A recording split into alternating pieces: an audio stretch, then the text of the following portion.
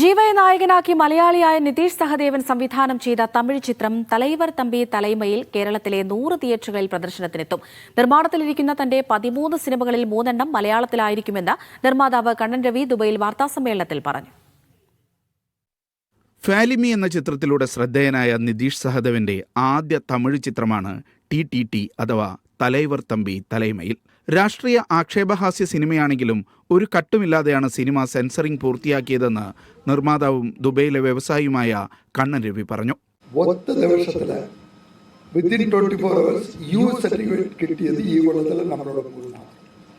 അത് പോകും മുന്നേ തന്നെ എനിക്കൊരു ആഗ്രഹമുണ്ട്. ഇതിൽ ഫാമിലി കാണാനുള്ള മൂവി ഇത് എന്തായാലും അത് ടച്ച് ചെയ്യത്തില്ലെന്ന് എനിക്കൊരു കോൺഫിഡൻസ് ഉണ്ടായിരുന്നു. ശ്രീഗോകുലം മൂവീസുമായി സഹകരിച്ചാണ് TTT കേരളത്തിലെ തിയേറ്ററിലെത്തിക്കുക. മലയാളികൾ കൂടി ആസ്വദിക്കുന്നതാണ് സിനിമയുടെ ഉള്ളടക്കം.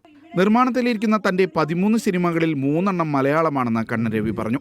ഒന്നിൽ സുരേഷ് ഗോപിയെ നായകനാക്കാനുള്ള ചർച്ചകൾ പുരോഗമിക്കുകയാണെന്നും അദ്ദേഹം പറഞ്ഞു. കണ്ണൻ രവി പ്രൊഡക്ഷൻസ് പുറത്തിറക്കിയ 2ാമത്തെ സിനിമയാണ് TTT. Media 1 Dubai.